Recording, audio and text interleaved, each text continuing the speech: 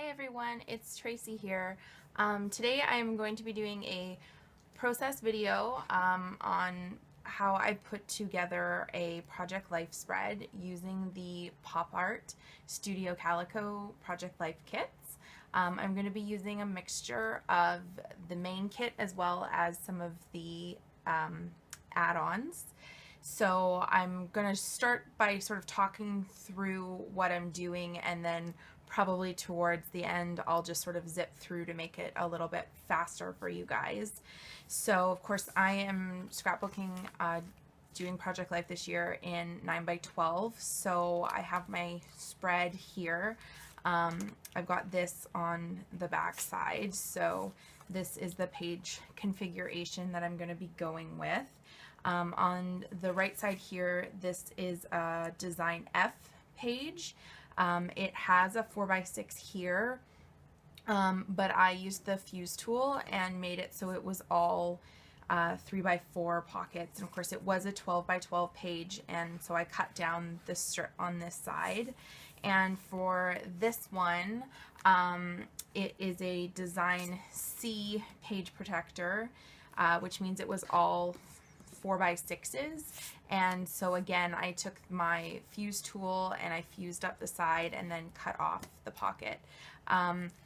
This is one of my favorite configurations right now because I've been taking a lot more horizontal 4x6s instead of all my usual vertical 3x4s. So I've been having fun working with this. So I went ahead and I've already cut up the pictures that I'm going to be using. I've got Sophie hair all over my desk. So I just printed my pictures at home using my Epson printer, and I just used Staples brand matte photo paper. So it's not anything super fancy. It does the trick and it makes it really easy to stamp on, and I'm pretty happy with the quality of it. So I've been using that since I started printing at home. So this here is a full 9x12 picture that I have cut apart already, and I will put that, this is actually going to go on the back side of this to cap off my last week of July. So I will do that bit at the end. So my first step after I've printed out all of my pictures and I've cut them apart is I try and figure out how they best look on my pages. So I try and stay chronologically, yeah, you know what I'm trying to say. I try and stay that way, but sometimes just the way the pictures come out and the sizes and my page protectors and whatnot, it doesn't work out that way. I'm really not too bothered by it. So I do try and use a date stamp, but I don't always use them. Sometimes I do forget.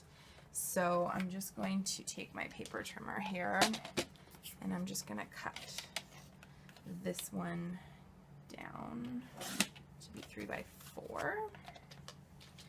Probably gonna have to do a little bit of trimming as well, but we'll just start. Look at Sophie, she's such a goof. So let's see here.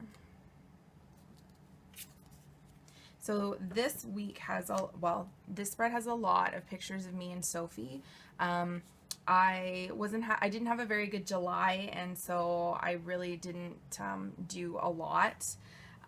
So there's an abundance of pictures of me and Sophie, which I am totally happy with.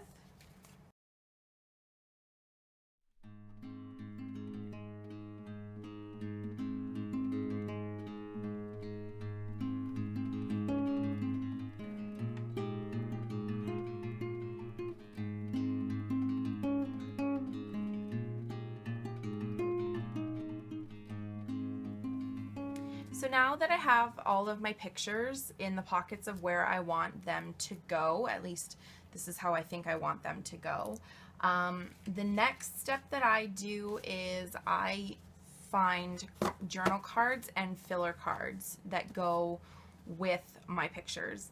I know some people like to do cards first and then add their pictures, but for me, I like to have my pictures in there first, and then I can kind of see what colors will go with the pictures, and then I just look through the cards and find ones that match. So of course, because I stick to a lot of black and white and pink.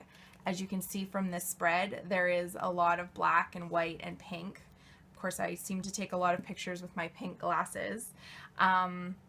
So I know that those are going to be colors that will work with them. I also like to pick up colors that are maybe sort of in the background. So like in this one, there's a little bit of green, so I would kind of be okay with, you know, a card that has a bit of green on it. But of course this isn't a very good example because a lot of my pictures are black and white and pink here, but that's what I like to do. I like to also sort of look at the background, you know, maybe what I'm wearing, or you know, if I'm taking a picture of, like, you know, the view out my window or something and there's blue, then I'll, you know, tie in some blue cards.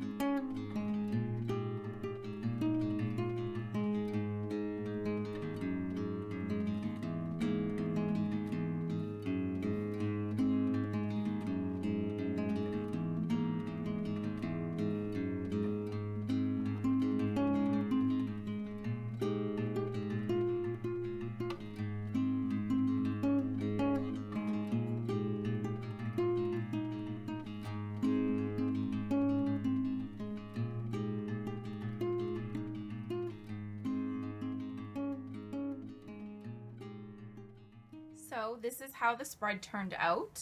I'm really happy with how it came out. I love the idea of this. It just kind of came to me as really cute. As you saw, I sort of cut the original 4x6 down and then added this extra bit.